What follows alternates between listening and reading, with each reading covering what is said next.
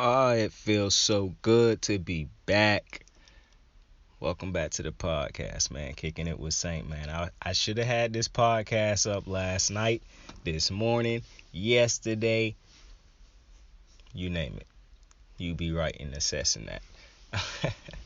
I'm gonna tell you what's crazy. So when I released my podcast for Sunday after Sunday night, I didn't expect to have it up so soon, right? And I completely forgot that I usually wait so I could put Monday night's game in it. And so then I recorded one for Monday night, but then I never got around to releasing because I was like, man, it would be better if I could just talk about that in this video. So that's what I'm going to do. I'm not going to release that one. Maybe I'll release it one day. Don't know. But we're going to talk about my predictions for the week, obviously. And we're going to talk about the Monday night game with the Rams and the 49ers. And we're going to talk about that a little bit. And we're going to talk about the Thursday night game between the Patriots and the Falcons. What it do, baby? What's good with it, man? How y'all doing, man? How y'all day, man? I'm chilling, bruh. I done had a pretty wild day, man. I ain't gonna lie to you. But that is neither here nor there. Rams, 49ers, bruh. The Rams, boy.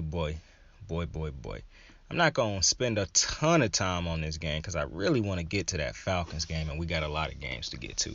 But I am going to talk about it. So I'm pretty sure if you've been listening to me, you know how I feel about Kyle Shanahan. I think he's a good coach, but I think the people who question him because of his record, I think it's also fair criticism because I believe if you blame Jimmy Garoppolo and all these other things for the injuries and shit like that, you got to give Kyle Shanahan some type of blame. Now, I was seeing people compare, matter of fact, I'll get to that once I get to that other game.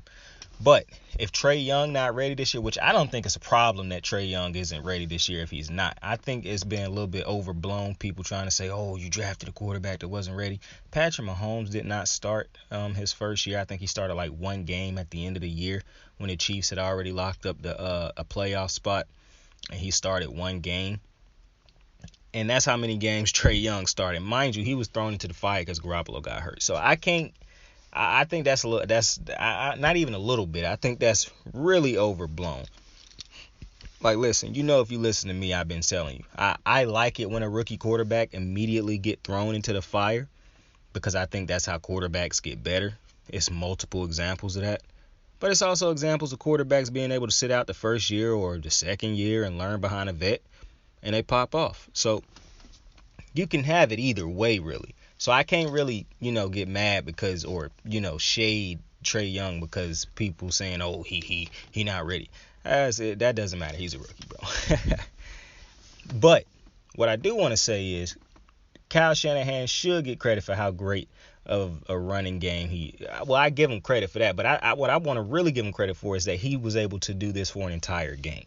It wasn't just the first half or a quarter or most of the game.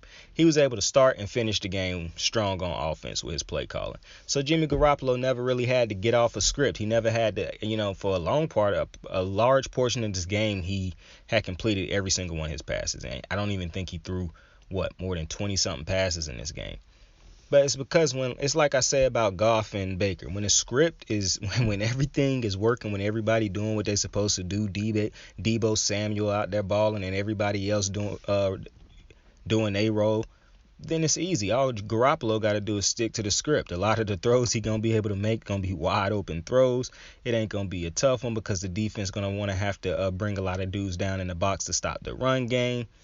And listen, when everything is clicking on all cylinders for them, Garoppolo's going to look good. That's the benefit of Kyle Shanahan's offense. Like I say about Jared Goff in L.A. and Baker under Stefanski. All three quarterbacks need that type of everybody doing their job to optimal precision, and then they'll be good. That's how I roll. We done seen it so many times. But the Rams, the Rams defense got to be better. Facts.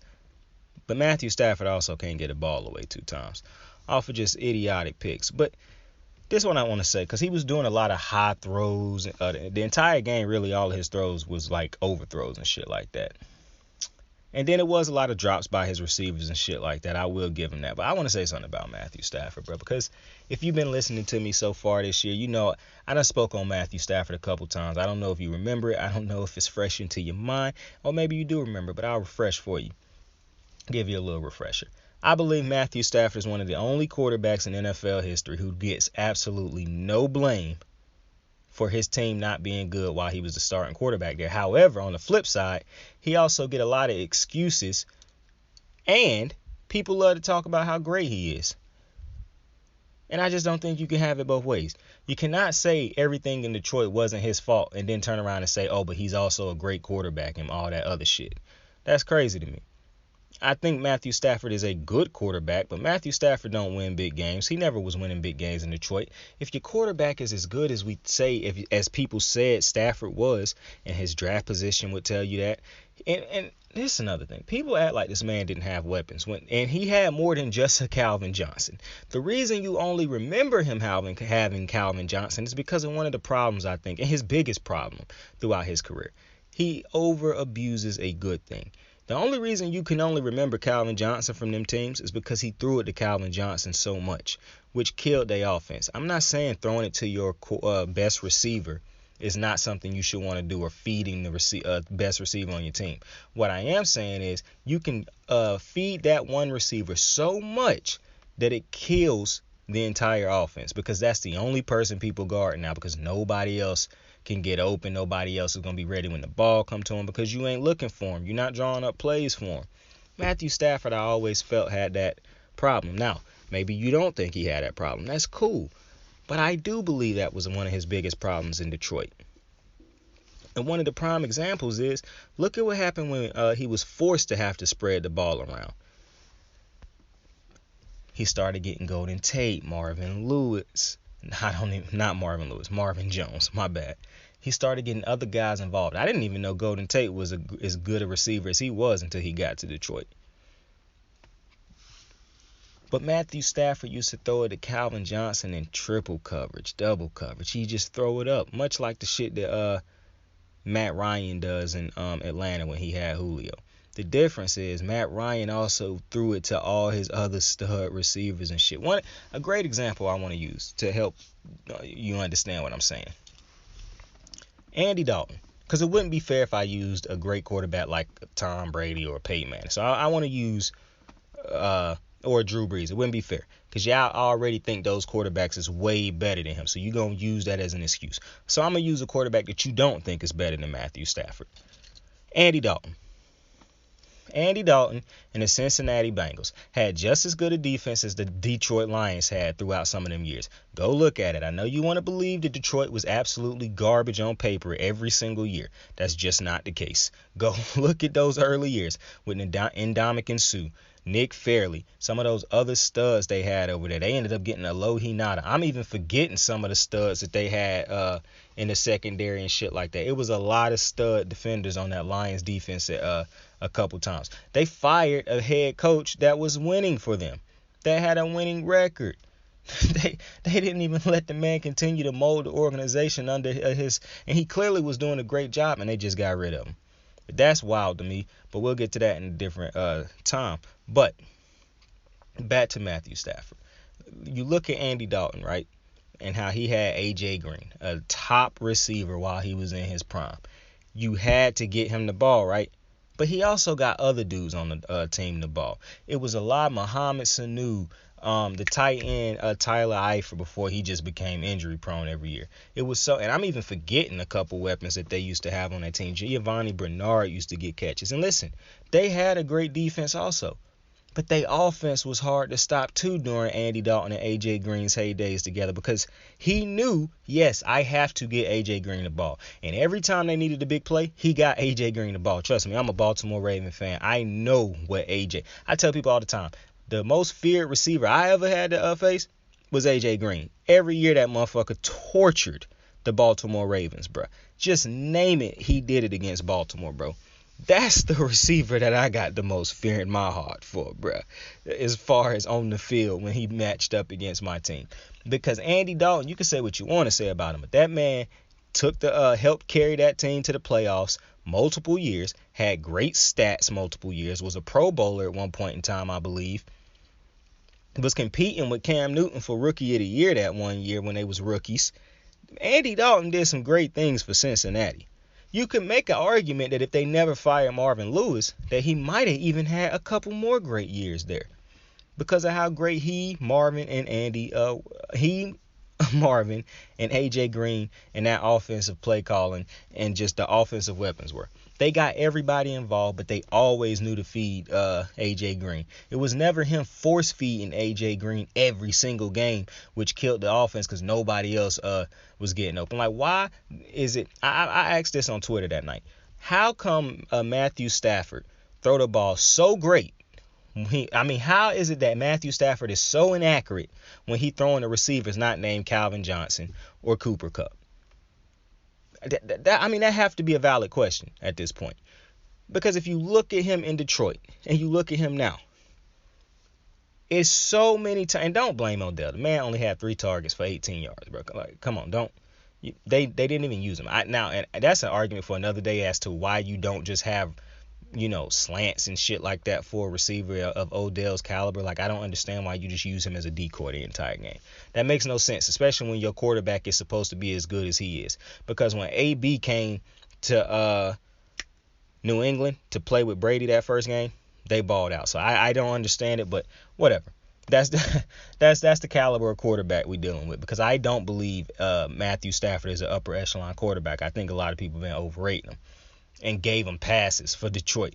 But how is it that this man is so inaccurate when throwing the receivers not named Calvin Johnson or Cooper Kupp? Cooper Kupp's a great receiver. Cooper Kupp's not the best receiver in the league. His stats will lead you to believe, yeah, he the best because he leading with the catches and all that. But it's very funny that a lot of Rams fans was tweeting the night that game was over in like the third quarter, and they was saying, oh, here comes stat padding Stafford and Kupp. They finna do a whole bunch of stat padding. Then a whole bunch of other fans of other teams started coming in talking about, oh, here come the stat padding by Cooper Kupp and Matthew Stafford. The fans starting to pick up on it. So I'm not alone. You can go on Twitter and find this. I'm clearly not alone. I think Cooper Kupp's a great receiver. I also think it makes a difference when you got a quarterback that's going to draw, where they're literally going to draw up plays for you to get you at least damn near 20 targets a game. That's how, and when you give one receiver that, for one, no receiver should get that many targets on a weekly basis, for one. And I obviously he don't get 20 targets, but the amount of go look at the amount of targets that Cooper Kupp average on a weekly basis compared to other receivers averaging on a weekly basis. Who are other receivers that are clearly better than him? You're not taking Cooper Kupp over Tyreek Hill. You're not taking Cooper Kupp over a healthy Julio Jones. You're not taking Cooper Kupp over a healthy A.J. Brown. You're not taking Cooper Kupp over a healthy DeAndre Hopkins. Like, I can go down a list of receivers. Hell, you're not taking Cooper Kupp over a healthy Travis Kelce. So it's a lot of receivers that are clearly better receivers than Cooper Kupp. I just think opportunity, they draw up a shit ton of plays for him. And to me, sometimes and I don't even want to know. I can't even blame. Truly, I don't know if I can blame the head coach for this, Sean McVay. Like, I feel like you got to give him some blame. But like I said, go look at fucking Detroit. Yes, Calvin Johnson was the best receiver in the league to a lot of people. I would have took Julio, but I know a lot of people say Calvin Johnson. And Calvin Johnson was a close two to me. But he threw Calvin the ball so much, eventually Calvin started taking wear and tear on his body, which would happen when you usually getting popped by 3 dudes every time you catch a ball. And it killed the offense at times because he would never spread it around. It was just a bunch of stat padding and shit when they losing by big digits and shit like that. Because you say, why is this offense got so many weapons, but they just can't move the ball? Well, it's because Matthew Stafford doesn't spread the ball around. He does a lot of Jared Goff type shit in the sense that most of the time he already has a predetermined throw before he even break the huddle. And I'm not saying Matthew Stafford is a bad quarterback. I'm just speaking on what I believe is one of his biggest, if not his biggest flaw in his game. And I think he's going to have to clean that shit up because right now I'm just not taking Matthew Stafford. And I love, obviously I love AD, my favorite defensive player in the league, but as much as I love AD, like Von Miller and Jalen Ramsey, and I think Jalen Ramsey the best cornerback in the league. as much as I like this defense, I'm not taking a team led by Matthew Stafford over a Tom Brady-led team, an Aaron Rodgers-led team. Hell, I'm not taking him over a Dak Prescott-led team. It's just not happening. Also, I think Dak Prescott and that offense, both of the offenses, not excluding the Packers, I think both offenses for the Titans, for Tampa Bay and for Dallas are better offenses than the offense for the Rams. And a big part of it is both of those offenses can run if they choose to, and they also spread the ball around to multiple receivers. Like, the Cowboys literally going out there killing teams when they just giving the ball to Cooper, CD. Like, you don't even know who's going to have a big week. They got 3 great receivers, bro. A good tight end who is close to great. I can't speak on it yet because I haven't really paid a ton of attention to Blake Jarwin. But they can run when they choose to with Pollard and Zeke. And then I know what playoff Lenny can do. And I know what Tom Brady can do when he wants to spread the ball around to all those different targets. For me, it's Mike Evans. And mind you, I just named a lot of receivers that I would take over Cooper Kupp just now. I just want you to know that. On the Cowboys and on the Patriots, and on the Bucks, I just named a shit ton of receivers that I would take over Cooper Kupp. And that's not a disrespect to Cooper Kupp. Great receiver. I just think them stats is making y'all a little crazy. But Rams fans, you don't need to panic. It's clearly no need to panic. But listen, you don't run the ball good or at all, really. So Matthew Stafford got to be clean. He got to be, for one, he get really too sporadic with the accuracy sometime in these games. And I've been saying that all year, that Matthew Stafford get real iffy with the accuracy sometimes. He got a lot of Detroit still in him because, I know a lot of people want to give him excuses and shit like that, but I'm just calling it how I see it, bro. You don't give excuses to certain people and you choose to give it to other people. I don't understand it, but I'm just calling it how I saw it in Detroit. If you're mad about that, then clearly you are a fan and you just do not care about what happened in Detroit. But with that being said, I'm not saying he's a bad quarterback. Every quarterback has flaws. I think he's a good quarterback. I don't think he's going to carry this team alone. I do think the defense is going to have to be better, obviously. But he ain't going to be able to turn the ball over 2 times to be winning games. You just can't have it. But we moving on to a game that I really want to talk about. Patriots Falcons. I'm going to start off with the winning team. The Patriots defense, bruh. Best in the league at takeaways. They don't get enough credit. All the credit that people giving Mac Jones should be going to this Patriots defense. He is easily in the best situation in football. Listen, I have no problem with Mac Jones sticking to the script, sticking to the game plan, doing what they ask of him.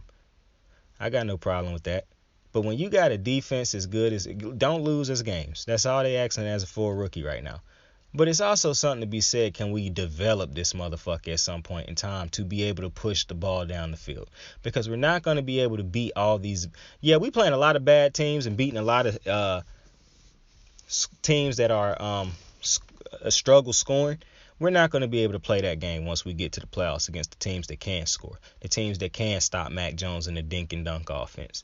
So all I'm saying is, at some point in time, are we going to develop him to be able to push the ball? Like, everybody want to keep saying, oh, he just doing what they ask. Well, can we ask him to do a little bit more sometimes, especially when you got a defense playing as good as the defense played? And I just don't understand how, like, this is going to sound like I'm hating, but I'm really not. But Mac Jones don't even average more than 200 yards a game. He right under that. Most of his games are he barely hit 170. I don't understand how he has been so over. And I think what is happening right now is what's happening with Baker, but y'all starting to pay attention to it. But I don't think you're going to end up, like what's happening to Baker is not going to happen to Mac Jones because he still does have Bill Belichick. But that still could depend based on defenses, because at some point in time, your quarterback going to have to be able to win you some games. And so, here's my thing. Mac Jones is doing what he is asked. Blah, blah, blah. We know that.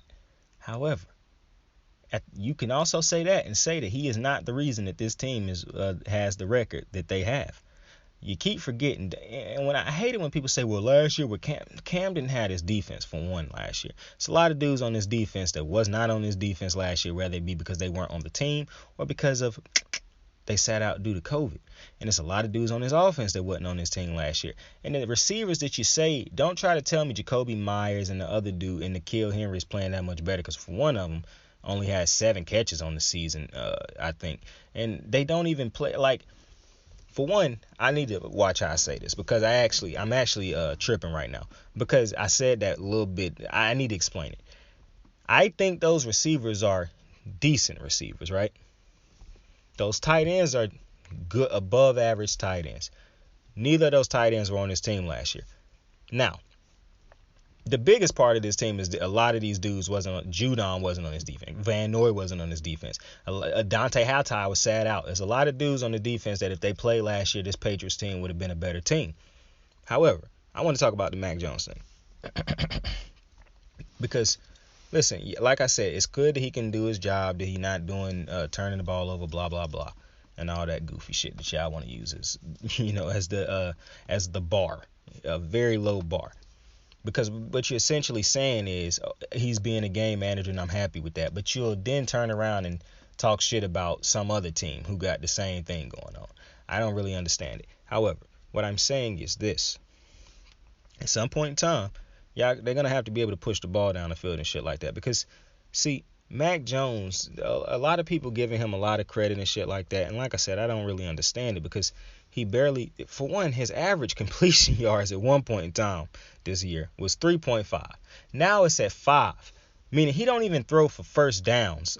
He throw for half the first down yard line most of the time. And what was funny is his first 4 or 5 completions in this game were 5-yard completion routes that usually went for more yards because of the running backs, the receivers picking up yak yards, which is why I wanted to be careful on how I address the receivers, because I didn't want to really say that they was average and shit like that, because in this system that they're playing in, they have to be above average, because they have to do a lot after the catch, because you catch and hitch routes, drag routes and shit like that essentially, and just trying to make dudes miss and do a lot after the catch.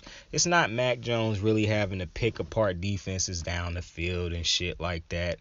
The running game is playing great. The defense is the best in the NFL right now. You got the best head coach in the NFL.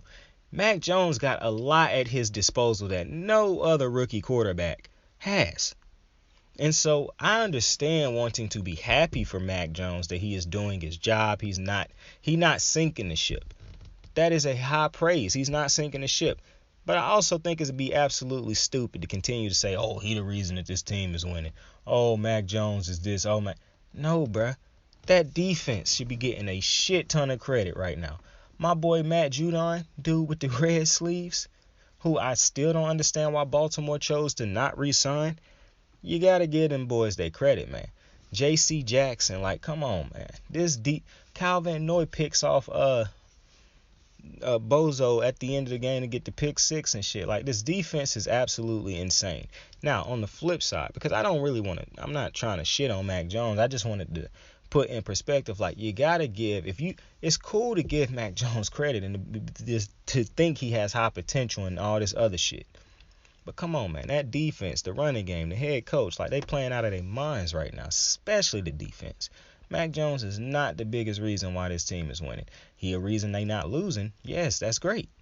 But come on, man, y'all setting them up to fail. That's all I'm saying, because you did the same shit for Baker. But I want to talk about the other side of this ball, because if you listen to the podcast, you know I done said multiple times, and spoken multiple times about my disdain for the Falcons drafting a fucking running back with a first round pick in the draft. And it was a high one. I mean, not a running back, a tight end. His apologies. It was a tight end. They drafted Kyle Pitts. And boy, did this game prove that was absolutely a stupid pick. And I'm not saying Kyle Pitts is a bad player. I'm not saying Kyle Pitts is not a great player. I'm not saying Kyle Pitts might end up being the greatest tight end to ever play the game. It's going to be a hard task to complete, but who knows? What I am saying is that's not the pick that the Falcons should have made. That offensive line let dudes get through the line with ease last night. Now, I know a lot of people want to use that as an excuse for why Matt Ryan looked so bad last night, but that's not an excuse for why Matt Ryan. Yeah, it was times when Matt Ryan absolutely had no time to throw the ball, but it was also times when he had time to throw the ball. One of the big times in the game where they could have went down and scored, this motherfucker takes a stupid sack. Like, just get rid of the ball, bro, and live to get the field goal or something. And then not only that, they get the field goal, and then they get called for a penalty to back it up, and then they miss the field goal. It was so many self-inflicted wounds on this team that cost them this game. They were never going to win this game. But I'm going to tell you one thing. I don't know. The Falcons could use that draft pick could have went to help other pieces of this Falcons defense. But this Falcons defense played a damn good game this week. A damn good game this week, boy. They did absolutely everything they could to keep this team in this game and to win this game for this. They gave their offense opportunity after opportunity after opportunity. And the last 4 fucking drives of this game ended in interceptions. The quarterbacks had made up their mind. Matt Ryan, and I don't want to hear nobody call this motherfucker Matty Ice another day in his life, bruh. Matthew Ryan and this bum Joshua Rosen, fam, them boys was going to make sure they lost this fucking game. And this is why I say, why would you use that pick to draft Kyle Pitts? You could have drafted a quarterback. You could have, and I really believe it's lazy by and I'm being real honest with you, Brandon. I don't care how people take this. Shit, I don't got a ton of views right now anyways, but I really believe that it's laziness which led to the Kyle Pitts draft pick. Because if you remember, everybody in the media and on ESPN and on all these fucking sports networks was talking about, oh, Kyle Pitts the next best thing since sliced fucking bread. And the Falcons, it just feel like, for one, that's not a major need of this team. You needed an offensive line. You needed to start your future with you should have drafted a quarterback, tried to make a play for a quarterback. I don't understand what they saw these last couple years in Matt Ryan to make them believe that he was still the answer for this team. Much like what you see going on. And what's funny is you could say the same thing about Pittsburgh, but that's a way better ran organization. And I know it's hard to say that right now after they just tied with the worst team in the league, but it's still a true statement. But you look at all the different things that this team could have went out and got in the draft. Tight end was one of the last things that should have been on the list. So to me, it felt like it was just laziness on, okay, well, we don't really want to do our homework on who we really should get right here and make a good play. We don't want the media to say, oh, they wasted that pick and they should have got Kyle Pitts. So we just going to take Kyle Pitts because of how high the media is on him. When in actuality, if you do your homework and you draft the player that you need and you develop him properly, you ain't going to be worried about nothing like that. Kyle Pitts should not have been the Falcons draft in that first round. You cannot convince me that he should have been. He shouldn't have. Because Kyle Pitts is not even, I don't believe Kyle Pitts will have a great season until it's a new quarterback at the helm for that team. I don't feel like he's going to make a difference for this team until it's a new head quarterback at the helm. Because Matt Ryan is toast, bro. He can't escape sacks. He can't escape the pocket. Like I said, he did this rookie type shit. Like it really made me say, oh, this dude, Matthew Rookie Ryan, bro. Like, how do you take that sack, man? We done seen a lot of vet quarterbacks do a lot of rookie type shit this year, bro. And I don't know what the Falcons, and this is what's funny to me, because if you really thought that Calvin Johnson, if you thought that trading Julio, drafting Kyle Pitts was the quick fix for this team, then I just don't think you watching Falcon football, and not even at the fans. I don't think that the organization done a good job at watching their own team play football, because that's crazy to me that you thought, and maybe you thought it was that and firing Dan Quinn, but boy, this team is going out sad. And I just think it's been mismanagement, especially with that draft pick. There's no way Kyle Pitts should have been the draft pick that this team took. It's just no way. Kyle Pitts is a draft pick. And you know what's funny? It would be an excuse for them to take. See, Kyle Pitts is a team that, like, if the Ravens somehow had... Kyle Pitts should have fell to a team that needed a tight end because of they needed an extra weapon or something, but they was good everywhere else. No team that needed a key position on the defensive end should have, on the defensive side of the ball, should have been taking a Kyle Pitts. No team that needed a offensive lineman should have been taking Kyle Pitts, in my opinion. Maybe you think different, but I think those positions have far more immediate success for teams when those players hit, or those positions hit, than the tight end. That's all I'm saying. And The Falcons are going out sad. I mean, there's no two ways around it, bro. The Falcons are going out sad, man. There's no fucking way that they should have took Kyle Pitts. And last night showed you that. What really did Kyle Pitts do for this team when you score 0 points? And the score is a little misleading because for the longest, this team, the Patriots, had 13 points. Like, Mac Jones barely got to that 200 passing mark, bro. But for the longest, it was only a 13-0 game. Like I said, the Falcons' defense did everything they possibly could to try to win this to try to get their team. You know what? The only way this team gets this win is if the Falcons, on the interception, they return it for a touchdown. On some of these sacks on Mac Jones, they force fumbles and return them for touchdowns. Because it didn't matter what part of the field the Falcons started on. The offense wasn't going to do shit. That was very clear to me early on in this game, that this was going to be a long night for this Falcons defense because the offense wasn't going to do shit. And so it was a disgusting performance for me. I felt like the Falcons offense was trying to compete with my team, Baltimore, from offense from last Thursday's game against the Dolphins on who was going to be worse. The Falcons passed with flying colors. You got it. 0 fucking points. It was disgusting, man. It was disgusting, bro. And you really hate it when you got a defense that played that great, bro. That played that great. And then your fucking offense go out there and do that, bro. Like I said, it didn't matter where they started on the field. They was just going to do shit to kill them the entire night or throw an interception to get a Patriots the ball right back.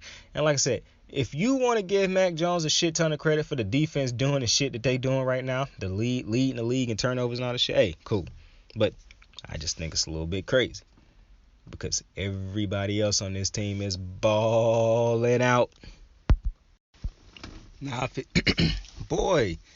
if it sound like this shit was interrupted from this part of the podcast to the beginning of the podcast, that's because it was. My house was fucking freezing, my boy. But that's neither here nor there. Hey, we about to get into these games this week, man. So, we already talked about the Falcons. We already talked about, the Falcons and the Patriots. We already talked about the Rams and the 49ers. Now, we about to get into these other games for the Week 11 slate, man. So, first up on the slate, Green Bay heading to Minnesota to take on the Minnesota Vikings. It's no chance. And I'm going to tell you something, man. Listen, I think I said it multiple times on the podcast. I don't think the Vikings are a bad team. I truly believe bad coaching here and there and bad play by Kirk Cousins not being able to come through in big moments is really what's killing this team. And the defense is bad sometimes, but to me, when you look at the Vikings over the last couple of years, the defense done been the most consistent thing. So it's real hard for me to really take shots at this defense because the offense, if they could come through for once in big spots that's not against the Saints, we'd probably be having a different story. But Mike Zimmer was able to get his team to win one of those close games last week. That's all fine and dandy. This is going to be an interesting game because I don't think it's going to be a blowout.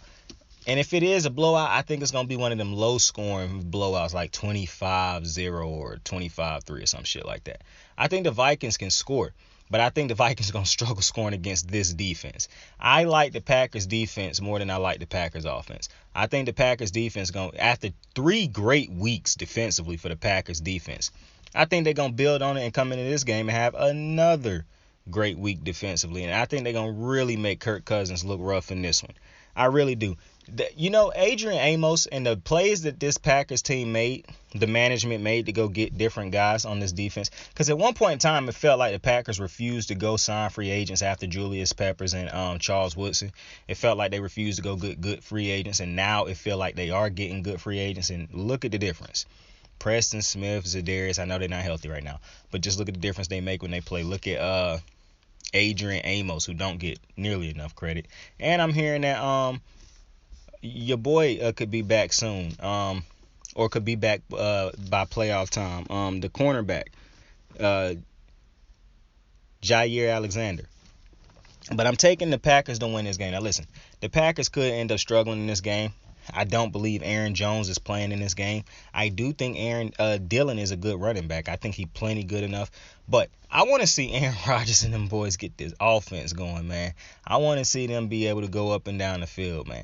This ain't the only team that I want to see finally have a breakout game offensively. But this is one of the teams that I hope have a breakout game offensively. Green Bay fans have been fiending for it. I've been fiending for it. I'm not a Green Bay fan, but I just want to see Aaron Rodgers and this offense have one of them crazy-ass passing games. Now, even if they don't have that, I think this team good enough to still win this game, even if it's a low-scoring affair. I think this defense good enough to win this game. I look at this defense the way I look at the Patriots defense. They don't get the ball away like the Patriots, as much as the Patriots, obviously. The Patriots defense number one in the NFL at takeaways. However, I do think this is still a great defense. And I do believe that this defense could play so lights out Sunday that it really won't fucking matter what Kirk Cousins and them Vikings try to do, because I think that's how great the Green Bay defense is. Now watch them let me down on Sunday. Watch them let me down on Sunday, bro. Detroit, Cleveland. Whew. Boy. This is a good matchup right here because it's Jared Goff versus Jared Goff 2.0 Baker Mayfield. If Baker play. And give me a quick second. I got to sneeze. Bless me. Sounded like a little. Ignore it. But, boy, Jared Goff versus Jared Goff 2.0, man. Y'all know I've been calling Baker Mayfield Jared Goff 2.0 all year, bro. Listen, if you hate that, oh well. The stats don't lie. Baker Mayfield's not a good quarterback, but this ain't about, well, it technically is about Baker Mayfield, because I don't know Kareem Hunt back.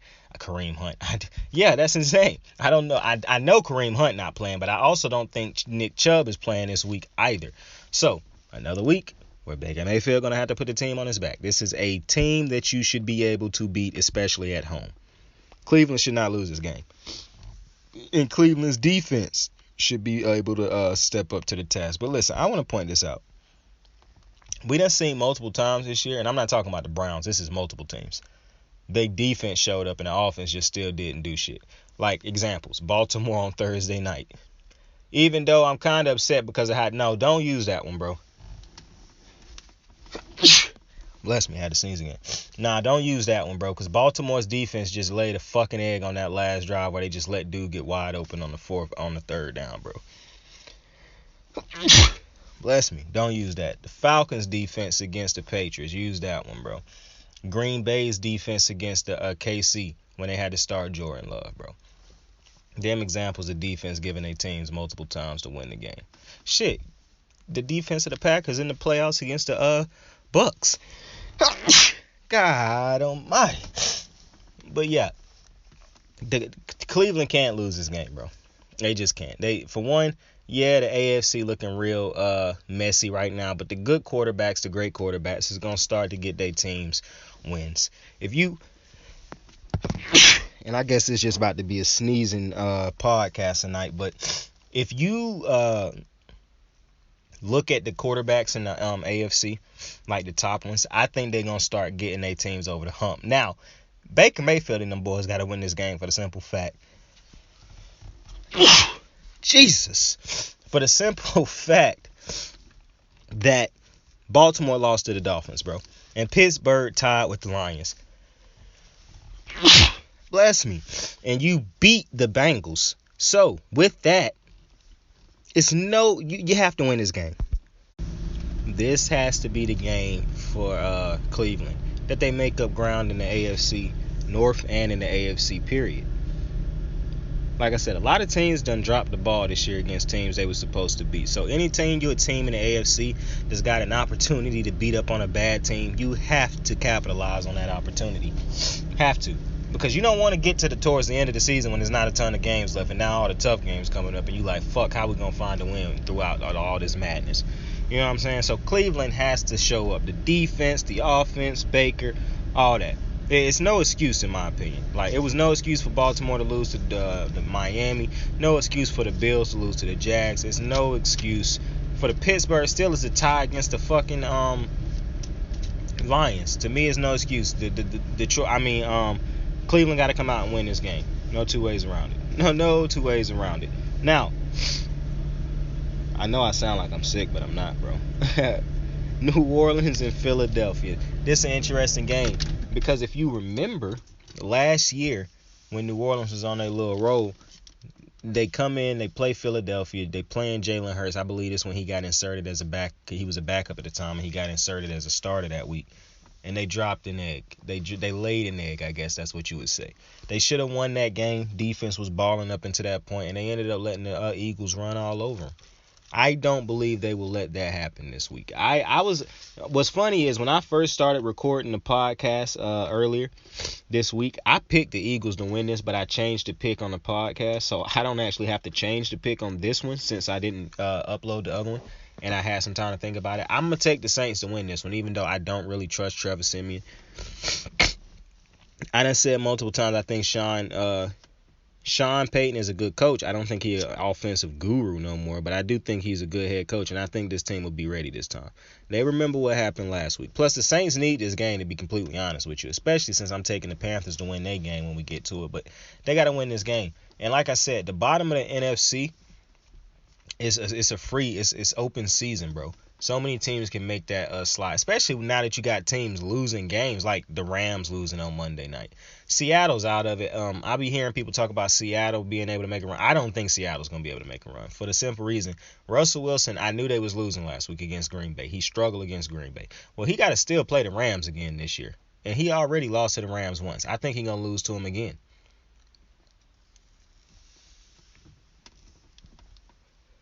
I don't know what it is about LA and Green Bay, but Russ choose those games to be at his absolute worst for some reason, and I don't really quite understand it. But New Orleans, and listen, Philly, I think Philly can put up a fight. I think Philly got to keep improving on their offense, got to keep it, because they do still have plays that's just like, come on, man, like that was a wasted play and shit like that. But and you still do hope Jalen Hurts continue to try to go through his progressions and shit, and not just take off with the ball. And I think Philly got weapons, bro. Like, I love Devontae. That's not his name. I don't know how I forgot the receiver over there, bro. And I legit could have told. That's unbelievable that I cannot remember my boy's name out of Alabama, bro. But they have the weapons of Devontae Smith. They have the weapons over there, bro, to ball out. I think they had a running back. Miles Sanders coming back this week, I believe. So I wanted to take, I wanted to take the Eagles, bro. Like, I really did want to take the Eagles, but I felt like it was my biasness because I like Jalen Hurts, and I'm happy that they got these wins the last couple of weeks, even though he haven't really thrown the ball great in those wins. I just, I know he haven't thrown for a ton of yards and shit like that. And I'm not, listen, the way I critique Mac Jones, I feel the same way about Jalen Hurts, bro. I'm not being, it's funny that both of them is Alabama quarterbacks, but I'm not going to be biased just because, one is Mac Jones, one is I like both of them, but I'm gonna critique them the same. I do believe Jalen Hurts can get better. I done said it.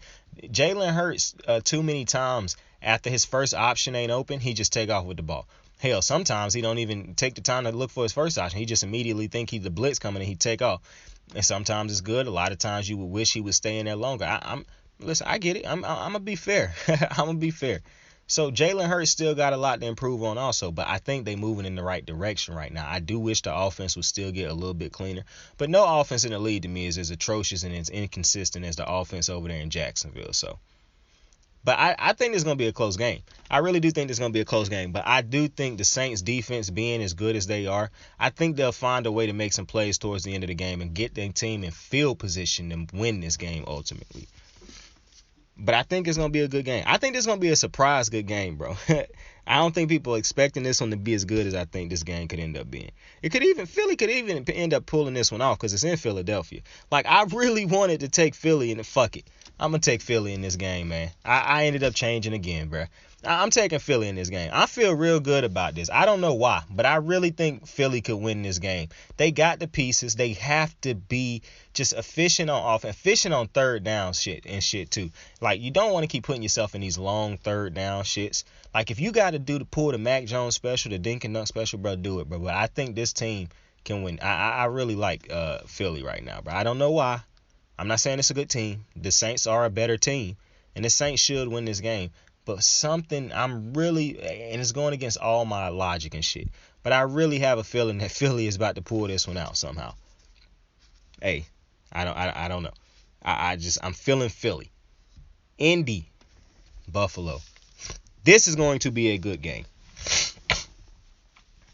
This is going to be a good game. For one, I believe the Titans will eventually start losing a couple games down the stretch. So these games will be important for the Colts, especially since they can't play the Titans again. this season as far as like in the regular season. They done lost both games to the Titans. Now they have to keep winning. They finally at 500. This will be a tough game. Now I don't think the Colts are going to win this game. I think Buffalo is going to win this game. But this is going to be a very interesting game for a couple reasons. See, I know Buffalo is a good team. I don't care about Buffalo losing to the Jaguars. I don't care about them looking bad on offense on some weeks.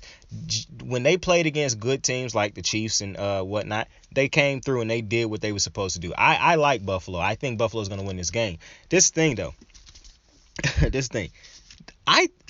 and it's real funny because I said the week before last that Carson Wentz was starting to look like that MVP form, even though he do have turnover-worthy plays, a lot of them, that people keep dropping his interceptions for some reason.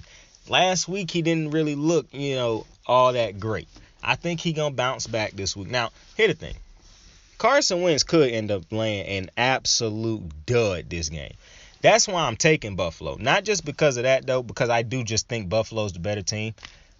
I think Carson Wentz could end up having a better game than Josh Allen. The problem is I really like the Buffalo defense. Like I said, they still held Jacksonville to 9 fucking points. It ain't like they just let Jacksonville go stupid. Jacksonville still look bad. You know what I'm saying? They offense just happened to look worse. That's another one of them games where I said that a defense looked far better and gave their offense chances to win, and it just didn't break through like you would hope it would. But Buffalo's defense is one of those defenses in the league this year that I just absolutely love. It's Green Bay's defense, the Patriots defense, Buffalo's defense, the Saints defense. I just think those are really great defenses, bro, and they is being coached very great. Somebody told me that, bro, if you want to make it big, you got to stop using bruh.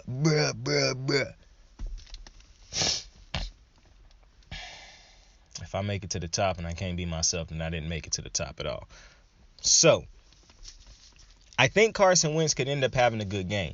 And I think everything is leaning towards him having a good game because he knows the importance of this. However, something is really telling me Carson Wentz is about to go out there and at least give Buffalo 3 chances to take the ball from him.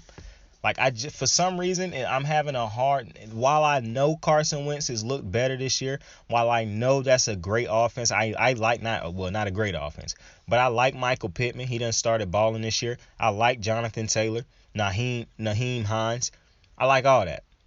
Buffalo can stop all that though. And when it come down to it, you're going to have to be able to make plays through the air. And I do believe Carson Wentz will be able to make some plays through the air. But I also believe I just got this strong feeling he about to get him the ball at least 2 to 3 times in this game. I don't know why I had that urge, why I have a strong feeling about that one. But I got a stronger feeling about this than – no, I don't. I really got a strong feeling about the Eagles. But I got almost as strong a feeling about Carson Wentz giving Buffalo a couple opportunities. Because I feel like this is one of them games Buffalo about to go out there and try to feast on Carson Wentz. And I just don't feel – and especially this one in Buffalo too. I feel like this might be a long day for Carson Wentz. So I'm going to take Buffalo. And like I said, every game right now for Carson Wentz and the Colts is a must-win. Every single one of them. Especially, like I said, when you blew these games against the Texans. Not the Texans, the Titans. One of which you should have won. So I wouldn't be surprised if the Colts come out here and, get the rocking. Because, it's a must-win game, basically. And so if every game is basically a playoff atmosphere type of game for you, win or go home, then you expect teams to play at their best. But I just really like Buffalo at home in this game, especially their defense. Because it's not even the offense that I'm really leaning on right now for Buffalo, even though I do, I love Josh Allen, and I love Stephon Diggs in that offense. But I really feel like this could be a big week for the defense. Much like I thought the Patriots defense was going to feast on Matt Ryan.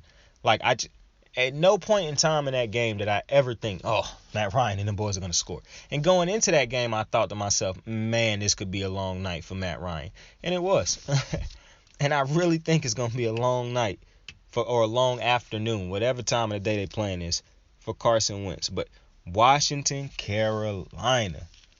Whoo, boy. Boy. Bride boy. Hey, I don't know what the fuck I just said. You probably don't either. Don't matter. Ace Boogie back. I say, go at home. I was supposed to say, see Ace Boogie home, but I fucked it up. Don't even worry about it, bro. We over it. We passed it. Forget about it. Ace Boogie will get the start this week. Y'all saw how Christian McCaffrey was hyped. Y'all saw how Robbie Anderson was hyped and all that, bro. Hey, listen. Steve Smith done said he think the Panthers. Listen, bro. Revenge game, bro. We about to put our foot in wrong. I'm saying us because I'm a Cam Newton supporter, bro. Like you said, like I told y'all, bro. I die on the Cam Newton hill, bro. Today, tomorrow, every day of the year, bro. I believe Carolina's defense finna come in here and show the fuck out. And it's in Carolina. Ron Rivera coming back. His 8, and they will be playing without Chase Young. I believe Cam Newton, his first game back in Carolina again. Oh man, it's about to be rocking. And what's beautiful is Cam don't even have to do everything no more. He got a running game. He got receivers who can get open. He got a defense. Oh boy, I really think Cam about to ball out, bro. Now listen, y'all can't be hard on Cam. I know some people want to be hard on him just in spite, fans of Cam. But boy, Carolina gonna be rocking on Sunday, bro. I think this. Let me see. That might be the game that I watch, and I really don't want to watch that. That's not gonna be the full game I watch. Let me put it like that, because I do want to watch that because I want to see the reaction of Cam Newton coming out and shit. But the game I'm gonna be watching is Dallas and Kansas City. But I will be watching. I'm gonna probably pull up Carolina and Washington on a different phone just to see the beginning of that game and shit like that. And then I'll just keep an eye on it. But I'm not going to be watching 3 and 4 games this week like I did last week. I don't even know how I was able to watch that many games because I was watching 2 games almost at the same fucking time, it felt like. But I really feel like that Dallas, Kansas City. And you know, it could always depend on if one game that I'm watching gets so boring or so bad, I will change the channel. Like, I changed the channel a couple times this year on games and ended up just completely looking at a whole different game. For the simple reason, the game that I originally was watching was just absolutely trash. So, I'm taking Carolina to win that game. And I think Carolina going to put some fucking points up in this game. I'm telling you, man, the vibe, the atmosphere, going to be crazy in Carolina this Sunday, bro. It's going to be crazy. Ace Boogie home. Number 1 is back. Cam Newton is back. We back. I know I'm not a Carolina fan, but I got to chill out, man. I got to chill out. But I think Carolina going to win this game. I really do. I think Carolina and I think it might end up being a statement game for them. Like, we here. Cam Newton is back. We back. Keep pounding. Keep pounding. Hey, next game up, though. Dallas, KC, in KC. Now, I told y'all last week I was like, I might be back to picking KC because it looked like they done woke up. But I'm going to be honest with you. They did beat the Raiders, but I know I picked the Raiders to beat them. But as I watched the game and it unfolded, it's not that the Kansas City really impressed me as much as, same old Raiders it feel like starting to happen again. Start off the season strong. When it start to get into the big parts of the season, the important games start to fold. And I hate to see it, man, because boy, Derek Carr, man, I'm going to have a conversation in a couple of weeks, it feel like. But I wasn't, and I hate to say this, because who the fuck am I? But that win didn't really do much for me. This game, if KC can win it, will do something for me. Because for one, I'm picking Dallas to win it. Now, you know me. I already done told you. I think Dallas is the best team in the NFC. And that's tough to say when you look at a team like I think Dallas's defense is good. It's not better than the Raiders defense. I mean, not the Raiders, the Packers defense. Here's the thing about Dallas. And also, DeMarco Murray and Randy Gregory not playing this week. Randy Gregory. Sounds shit out, Saint. But Randy Gregory's not playing this week. Neither is it neither or neither? I think it's and neither is or neither is. No, I think neither is referring to like 2. So if I said like neither of them is coming. So no, neither of them is playing in reference to DeMarco Murray DeMarcus Lawrence. What the hell? In reference to boy, I'm having a broken English class and getting all the facts and shit wrong, bro. What's wrong with me? But I don't. I saw the report that neither DeMarcus Lawrence or Randy Gregory is playing. Bye. We got it out. It just took patience. But neither one of them dudes is playing. So that did kind of make me say, because I'm trying to see how this pass rush going to look for the Cowboys. But here's the thing. I think if I have to pick the Cowboys for the simple reason I was so confident in what I was saying about their offense last week. And if I don't pick them, it'd basically be hypocritical based on what I was saying about their offense. Because I believe their offense will help the defense. That offense will be so good. They score early and often now. Yeah, I remember they put up like 30-something fucking points by the halftime against the fucking Falcons. I think the Dallas's offense is going to come through. I think that, and Dallas Dallas has to know this is a big game. It's a big game for KC too, but we done seen KC get to the Super Bowl. So this is just a big game for KC in the sense that, okay, they really are back. Like they have woken up. They are a good team again. For Dallas, this will be a game that if they win this game, nobody else is doubting Dallas the rest of the season. Nobody else is saying, oh, but this and that. No. And I hate it when people go off of teams past and shit like that. Every season is a new season, bro. I get it when you do that shit for the NBA and shit. And even to an extent, yeah, in football, it makes sense. But this is like whole different teams, whole different philosophies, whole different coaching staffs and shit like that on yearly basis. Whole different schedules and shit. Like, I just think, and teams and players just be in completely different places and shit like that, bro. Like, the continuity that you see in the NBA, to me, you don't see in the NFL all the time. To me, the NFL, is more of a year-to-year basis type of thing. So, and especially with the game being determined by so many different players, not just two or one player like in basketball. But I really think Dallas, if they win this game, you have to take Dallas serious as a Super Bowl contender this year. Off of what they've done this year, this is a big win for Dallas. And they're going to win that division easily. They're getting to the playoffs. There's no doubt about that. Dallas could get home field advantage in the playoffs if they do what they're supposed to do to this fucking division. I don't even know if they done played. I think they have played the Giants for so far, and they beat them. Dallas beat up on this division like they're supposed to, like go undefeated in this division. Who all in this division? They got the Eagles. I think they should be able to beat them twice. They got the Giants. They should be able to beat them again. And they got who the fuck is that other team in their division? It's Washington, right? Yeah, it's Washington. They should be able to handle Washington too. Dallas should run away with this division, but I think Dallas should be looking at home field advantage throughout the playoffs now.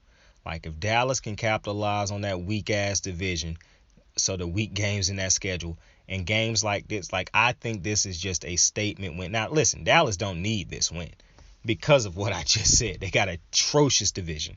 But this is that's not how Dallas need to be thinking. They don't need to be thinking like, oh, we don't really need this. No. When you're a team on the rise and you're trying to prove some motherfuckers wrong and you're trying to make some statements, you do need this win. This is a big win.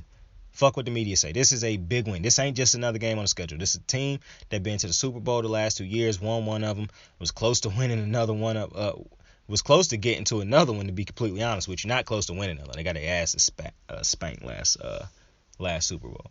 But you know what I'm saying. This is a big game for me, in my opinion, for Dallas to prove like, yeah, we them boys. And I'm taking Dallas. But I would not be surprised if KC win this one, because that would officially mean KC has officially woken the fuck up.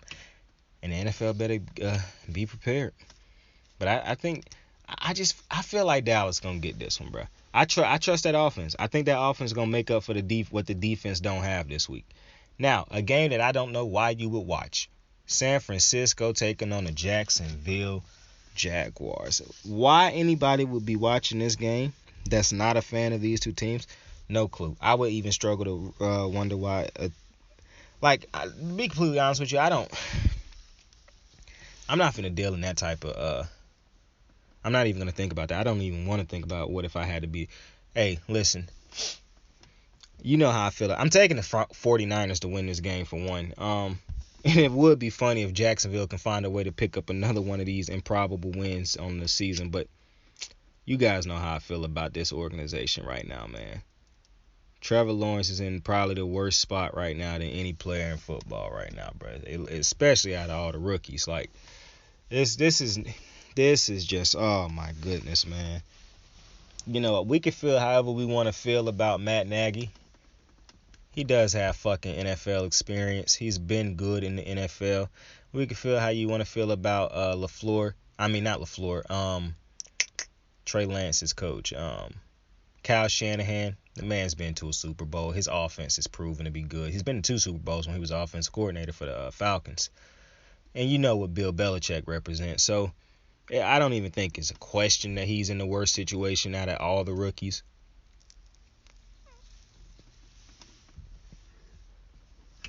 But on top of it being in the worst situation out of all the rookies,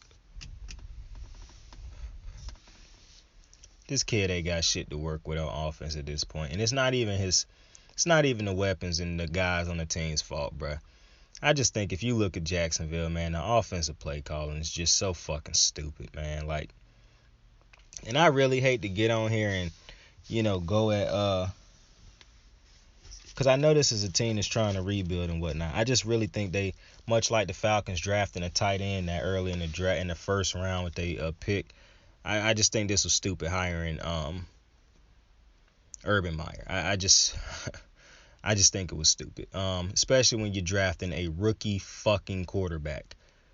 Why wouldn't you get him? It's not a problem drafting a rookie quarterback. I mean, a rookie head coach. But why wouldn't you get him a rookie head coach that's got NFL experience at some type of level as an offensive coordinator, defensive coordinator, special teams coordinator, assistant coach, something. Shit, it could have been a former coach for all I care. Why wouldn't you get your rookie quarterback, though, somebody who already done been through the trenches in the NFL life already and could help him grow and learn shit? Urban Meyer is a rookie head coach. Not just a rookie head coach, but he's a rookie NFL coach, period. So I really hate to sit here and harp on that every time I talk about Jacksonville, but I really just feel like Trevor Lawrence and a lot of them guys really ain't got a fucking fighting chance right now. Trevor Lawrence will have to be so unbelievably great. He would have to basically be a rookie who basically would have to play like he a stud vet for the last 4 or 5 years to make a difference for this team right now. Because a rookie quarterback just ain't got no type of room to grow and shit on this team. It's a terrible offense. The play calling is just hella inconsistent. Sometimes it look like they know what they doing. And then a lot of the fucking times, more times than not, it's like, what the fuck are we doing? Why did you call that? Why would you call that? Why didn't you call this? Like, and Trevor Lawrence, like I said multiple times, he's made his mistakes, but he's a rookie. We have to give rookies time to grow. You can't compare him to Mac Jones because Mac Jones is in a far better situation. I don't really think you could compare Trevor Lawrence to anybody right now. And yes, he was the first pick in the draft, so he is supposed to be in the worst situation because the worst team in the NFL is the team that's going to get the first pick in the draft. But I really think you need, in order to help this kid and to help some of these young dudes on this team, I mean, this is a fucking coach that went out and got Tim Tebow, bro. Tim Tebow, bro, you already know the man ain't been in the league for years, bro. Man done got kicked out of baseball. He an analyst on Saturdays and shit now. And they went out and wasted this team's time with this motherfucker. That's a move Urban Meyer made, bro. Like, come on, man. We can go down on the list of dumb shit Urban Meyer done since getting to this team, man.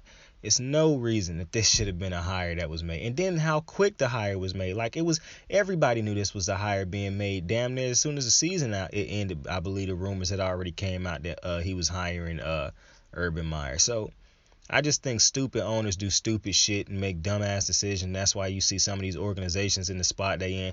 And I really feel like the NFL and these other leagues need to do something about some of these owners, man. To me, it don't make no fucking sense that, and y'all know how I feel about fans, bro. Y'all know how I feel about fans. Don't fuck with them, really. But for fans to continue to come out and patronize your product, bro, and you to continuously make bad decision after bad decision, making 1 or 2 bad decisions, you could say was, mistakes here and mistakes. To continuously make bad decisions makes no sense at this point. I don't understand why these patrons come out to patronize your product at this point. I really don't. Because, like I said, the fucking Cincinnati Bengals and Andy Dalton and them boys was able to get a fan something to fuck with. For teams to be so bad and so flagrantly bad and to make so many missteps time after time again. Like, I done seen Jag fans already say they don't even want to fucking finish watching the rest of the season to see Trevor Lawrence's development because it's so hard to watch right now because of how bad this team is and how bad the play calling is and how bad Urban Meyer is. I just don't understand why that was the hire. It's almost as confusing to me. Matter of fact, it's more confusing to me probably than the Falcons move. Because the Falcons drafting Kyle Pitts was just stunning to me when I saw that. I immediately thought, like, that's just a stupid decision. Like, this is going to be a bad team again next year with a Kyle Pitts. Like, this move by the Jags might have been worse. Might have been just as worse because you legitimately might have fucked up your quarterback off of just making a stupid hire. Because you don't want to fire him now because you got to pay him so much money.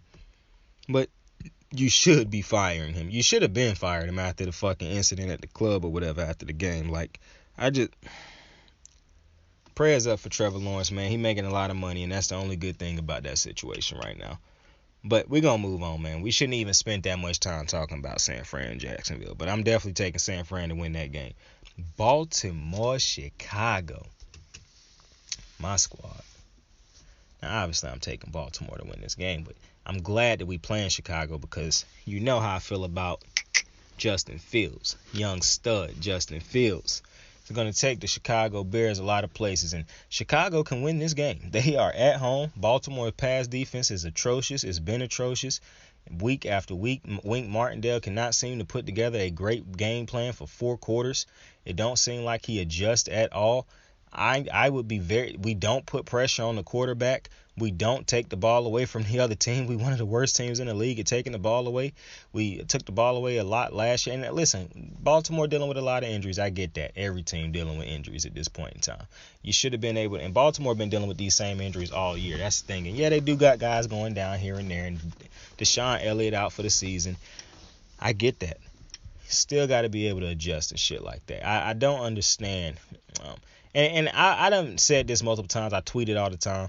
Baltimore getting rid of let Zadarius Smith walk to me meant that you was gonna sign C.J. Mosley or Matt Judon, and that was a legitimate pass rusher who was breaking out in that season. And then when you let him go, he ended up having a breakout season the next year. Okay, but I'm not worried because. And if you go back and look at that season when it was Judon, Mosley, and Zadarius, that Baltimore Ravens defense was scary with Michael Pierce too. So you let Michael. I mean, I don't even be talking about how they let Michael Pierce walk and kept Brandon Williams, who have basically been a liability up to this point since that contract he signed. Can't stay on the field. Really doesn't make big of a. Anyways, you let Zadarius walk. And I'm thinking, okay, they're going to use that money to sign CJ and Judon. But then you let CJ walk. You don't re-sign. You don't offer him a good enough contract to keep him there. Okay, so now I'm thinking they definitely using this money to re-sign Matthew Judon. And then you let Matthew Judon walk in the year where he was balling. And then, boom, he having his breakout season with the Patriots now. So, many Ravens have said that it's the system. I done got on here and told y'all at this point, it's definitely the system. I can blame the players all I want to. At this point in time, Wink Martindale should have made some type of adjustments by this point in time. You see your defense going out there getting torched week after week. You see you can't get to the quarterback consistently. You're sending blitzes that don't get there. You're killing a secondary that's already bad. You keep putting dudes in man-to-man coverage, and none of these dudes can defend man-to-man this year, not even Marlon Humphrey. I don't understand what is going on right now. And I really believe that the Ravens head coaches have been getting away with a lot of shit lately, bro. Like, I really feel like they let the Ravens coaches they give them so much leeway to just continue to fuck up time after time. And not because when I told you, Greg Roman was in his bag this year early. The last couple of weeks done been iffy game calling. Like I done said multiple times, you know this is a bad running team. Why haven't you drawn up better ways to get the pass game more accurate, more efficient, and lean into that? Why hasn't that happened yet? You see how bad the running game is. You don't need Lamar Jackson taking unnecessary hits by continuously running him. Why are you not calling up? I know you want to attack down the field, Why don't you still draw up some short routes and shit like that so we can still work those parts of the field, since we can't run the ball, obviously. Every time somebody get a handoff to run the ball for the Ravens, is basically a negative gain unless it's Lamar. I don't understand the non-evolution of the defense or the offense at this point. And it's really hurting now.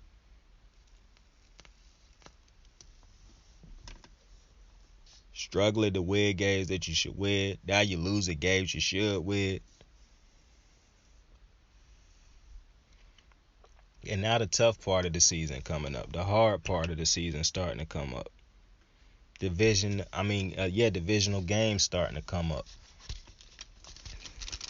In Chicago, listen, they don't have Hicks playing in this game, and they also don't have Khalil Mack playing in this game. Still going to be tough. If we can't go, I just saw a struggle against Miami. That was one of the worst pass defenses in the NFL, but they kept sending zero blitzes in our offensive line.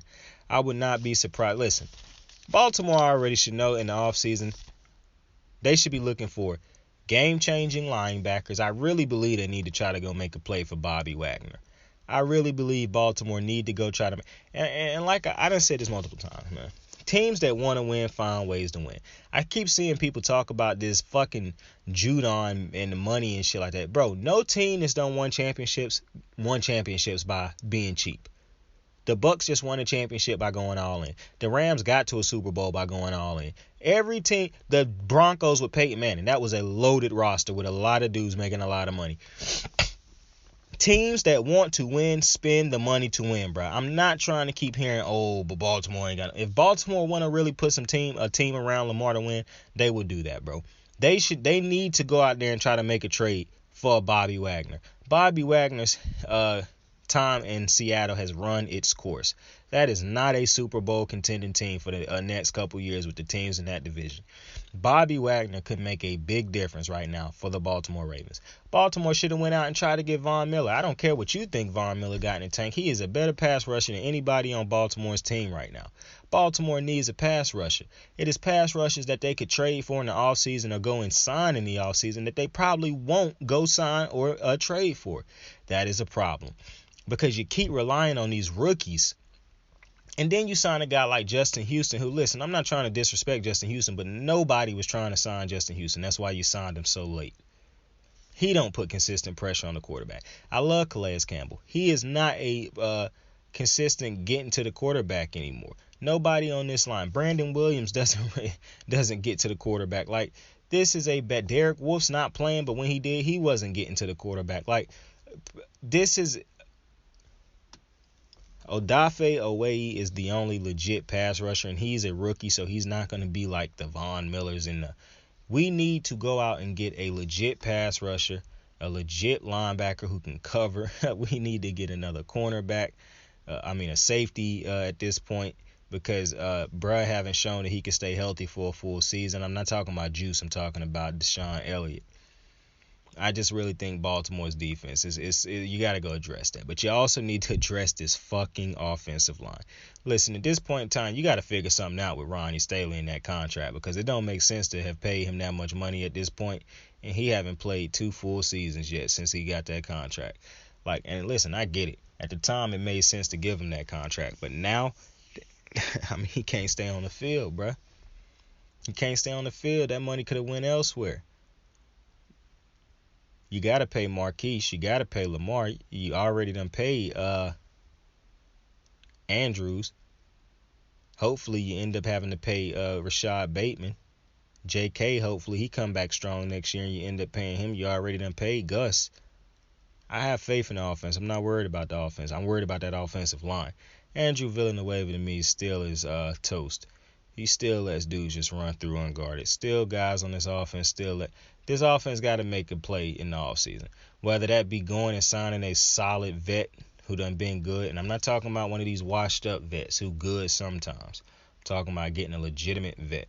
If you can't go out and get a legitimate proven vet through a trade or the signing, I think that might be a move that you got to make in the draft. Because I really want them to fix this fucking defense in the offseason. Patrick Queen cannot be the starter. You already hired him and shit already enough now towards the end of the season because you saw how bad he played in the beginning of the season. So it's a lot. This ain't quote the Raven podcast, but so I'm gonna chill out on the Raven shit. But I'm just saying this could be a very winnable game for the Chicago Bears. I think Justin Herbert. I think Justin Fields gonna ball out. I think he's gonna have his moments in this game where because every game to me, Justin Fields done got better and better and better. But I do believe Lamar Jackson understands the importance of this game, and he is going to, especially after that performance against the Dolphins. He and John Harbaugh and these dudes know the importance of this game. I do believe that they are going to go out to Chicago and get the fucking job done, man. Sheesh, bro. Get the job done, fellas. Arizona, Seattle, man. I'm taking Arizona. I do not know if Kyler Murray is coming back this game. So I want to say this. If Kyler Murray is back, I'm taking Arizona. If he is not back, I'm taking the Seahawks. Russell Wilson looked rough last week. Missing throws. Fingers still might be bothering him. I don't know why I chose not to finish that word. But I think if Kyler Murray playing, this is a non-question for me. I think if Kyler Murray, Hopkins, and them boys is back next week, this week, I do believe that Arizona winning this game. But I'm not for sure if they back or not. So, like I had to do with the game last week against the Packers in Seattle, here are the stipulations. If Kyler Murray plays, I believe the Cardinals win. If he doesn't, Seattle wins because I know Russell Wilson playing. Seattle need this game. But it's hard for me to see Seattle winning because Seattle basically got to win out down the stretch now to make the playoffs. And I don't think they going to win out down the stretch. I just think it's too many tough teams that they finna have to beat. And I already really went over it before we even started talking about Seattle, but I don't think they beating the Rams. I don't think they're going to beat the Cardinals. I think it's some other teams on their schedule that they're going to struggle to beat or if beat at all. I think this might be the year that the Seattle Seahawks miss the playoffs this year. I really do. I think it's going to be a long road, and I think these are just tough games. Even at home, I just don't think this – and the defense, to their credit, they done started playing better. I just think this is just a tough ass to be down this many games now, especially with two teams like the Rams and the Cardinals in your division. So, it would be big if they could find a way to win this game. I just don't think they win this game, especially if Kyler Murray play. Next game, Tennessee taking on Houston. This is why I said Buffalo and the Colts game is important because the Colts have to win that game. I don't have them winning that game, but they have to win that game because Tennessee is going to beat Houston. And this is why it was so important for Tennessee to win them games early because they won those big games early when they had Derrick Henry and they won some of them big games after Derrick Henry. And look now, they're starting to get some of these cakewalks now. They should be. I believe Tennessee going to go in there and do what they're supposed to do. Mike Vrabel was a great head coach. His team take on his attitude. I know they don't got Julio, but I still think that this team going to get it done. They run game haven't really been great or good really since Henry got hurt. And I told you last week, Tannehill really haven't looked good this season. He doesn't look like an average to below average quarterback this year. But I think they're going to be able to I know they're going to be able to get it done against Houston, bro. If Houston win this, and it's funny because Tennessee, when they was healthy, lost to the fucking Jets. Was it the Jets they lost to? Yeah, they lost to the fucking Jets. So Tennessee could very well go out here and lay an egg or lay a dud. But I think Tennessee going to win this game. I know the Colts going to be praying if they lose this game, but Tennessee's going to win this game, man. I think Houston competing with fucking the Lions on the worst team, but Houston already got that dub under them, so. But if Houston hadn't got that first dub of the season, they definitely would be in conversation to be the worst team in the league, just like the fucking Lions, bro. Miami Jets. Boy. So my boy Joe Flacco. Pretty boy Flacco get the start in this game. So you already know the Jets is getting this big boy dub. Big boy dubs in the chat, man. This is all the way. The Jets are winning this game, man. Joe Flacco is about to show you motherfuckers why he is a Super Bowl champion, Super Bowl MVP quarterback, bro. Joe Flacco's that guy. He's going to show you. He's going to pick the Jets up, backpack them to a dub. Miami had a big win, a big morale win, a big morale boost against Baltimore Thursday. That wears off. Joe Flacco saw what happened. He said, not against my former team, you didn't do that shit. Oh, nah. He took that personal. And I took that personal. Flacco still got ties to Baltimore. His heart is still very much in Baltimore. And when he saw Baltimore lose that game, and when he saw them basically out there committing assault on Lamar Jackson, he took that personal, much like I did. And so Joe Flacco understands the assignment this week. He understands the mission, the goal, the focus. Tunnel vision. The only goal is to take out Miami. Miami, it is not personal until it was personal. That's what my boy Joe Flacco is thinking. We are going to go in to New York, to the Meadowlands, wherever the fuck the name of the stadium is, and we're going to put our foot squarely down the asses or up the asses, whichever you prefer to say. We're putting it up the rectum of the Miami Dolphins. I don't mean to be graphic. Apologies for that. But the Jets are winning with my boy number 5. I don't know why they got him wearing that funky ass number, bro. It's disrespectful as shit that whoever I think Mike White bitch ass the one who got that number 5. He should have came up off of that 5. I ain't gonna stunt with you, bro. Pretty boy Flacco should have okay, I'ma chill out, but he should have came up off that 5. But the Jets beating Miami this week, bro. Book it. Cincinnati, Vegas. This gonna be a good game, y'all. This is gonna be a good game. Derek Carr. Both teams coming off of L's. Both teams coming off of some embarrassing L's. Deshaun Jackson, I'd be surprised if he get a ton of playing time in this game after him the point shaving shit he pulled last week. But when I say the Bengals coming off of L, obviously they had the bye week last week. But before that, they got stomped by the Browns. I expect both teams to have bounce back days in a sense that I expect both teams to look good. I expect Vegas to lose. I expect Vegas to win this game. And I was struggling picking this game because I was about to pick the Bengals. The reason I can't pick the Bengals is because they could look a little bit rusty coming off of this break. It felt like this was a long bye week. But the biggest reason is the Raiders can't lose 2 fucking games at home.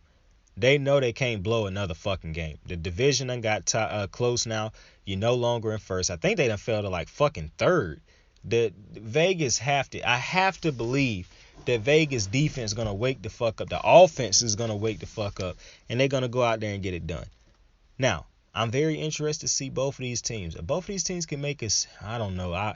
Because I won't really be too impressed with either team winning. Because if the Bengals win, I would look at the Raiders and say, yep, the Raiders ain't what we thought they was. And if the Raiders win, I look at them like, well, yep, I guess the Bengals ain't what we thought it was. I guess the Ravens was that Super Bowl for them. But I really refuse. I don't want to believe that yet. I really think both of these teams can still be playoff teams. Both of these teams are still good teams right now, in my opinion. And I just think they both done had it. The Raiders especially been going through some shit. Like, if anybody got an excuse for playing down the last couple weeks or this year, it's definitely the fucking Raiders. So, I gotta go with the Raiders because I just feel like after blowing that game last week, bro, the Raiders know, bro. Hey, listen. Hey, I know it. The Raiders know they have to get it done. They gotta get it done. So just off of me thinking like there's no way that a playoff team, if that's what they really are, is going to drop 2 home games in a row. You dig? So next game, then it's the Sunday night game. Steelers, Chargers. I'm taking the Chargers. Now listen, I done said this for a couple games at this point. I went back and forth with this. Because originally, I picked the Steelers. But I don't even fucking know if Big Ben gonna be playing. So I had to change that. Because now, even if he do play, he gonna be coming back. He might be a little bit rusty already. Yeah, I think the Chargers are gonna win this one. And this one is in LA, so Pittsburgh traveling cross country to go play. Yeah, I think the Chargers are gonna win this game. And the Chargers haven't really looked great the last couple weeks. Since the Baltimore game, the Chargers really haven't looked great. That would be a fair assessment if you told me that. But I'm taking the Chargers to win this game. I just think, for one, the Chargers is much in they really in the same situation like the Raiders, because, bro, you had a lead in the division and then you just started fumbling the bag, bro. And now look at you, looking up at the fucking Chiefs again. And you saw fucking Travis Kelce. I think I got my swagger back.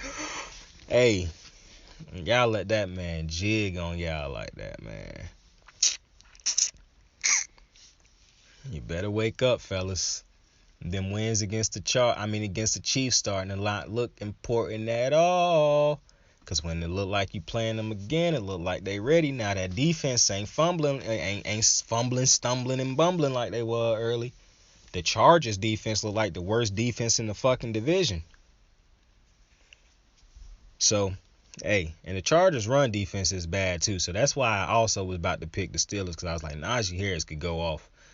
But Najee Harris still a rookie, and I don't think he like a Zeke Elliott type rookie. So I think the Chargers could catch some breaks here and there just off of bad runs, bad plays, bad blocking by the Steelers. So I am going to take the Chargers to win this game. It's crazy how I went from that hype to chilling out just now. But yeah, I think the Chargers are going to end up winning this Sunday night game. This could end up being, I hope the Chargers come to play, because this could end up being a very bad game if the Chargers offense don't come to play, bro. Because the Steelers already is offensively challenged when Big Ben on the field. God forbid Mason Rudolph on the field again, what this shit look like if the Chargers choose not to bring out the big dogs this week. And do I want to talk about Monday night game, or do I want to save it? Yeah, I will save Monday night. The podcast already been long anyways. We're going to save the Monday night game for Sunday night. We're going to talk about that Sunday night, my predictions on that game on Monday night. And then we're going to break the shit down after that. But I appreciate you for spending an hour or so with me. I appreciate you for giving me an hour or so of your time.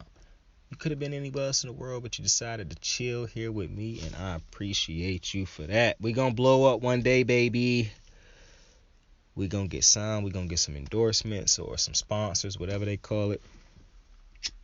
We just got to keep grinding, keep improving, keep getting better and better. It ain't going to happen overnight. You know, we got to put in the work. We just started at this thing. Should have been started, to be completely honest with you, man. Should have been started so I could have been growing and shit like that. But I'm not finna keep talking you to death. You got shit you got to do. You got shit you want to be doing, man. So I'm going to let you go. But before I do let you go, I have to ask you to do one thing for me. Well, it's actually more than one thing. Like, share, subscribe. That will really fucking help. That would be a blessing. It's already a blessing that you watched. But doing that, those three things right there, that'll really just be next world type great, bro. Dope type shit. And I'll never forget it. I promise you, I'll never forget it. Never gonna forget it. I appreciate you for it forever. But I also want you to do one more thing for me. Tell somebody you fuck with them. Ask somebody about their day. Interact with somebody. You dig? I fuck with y'all, man. Saint out. You ready to make history? Come on now. Yeah.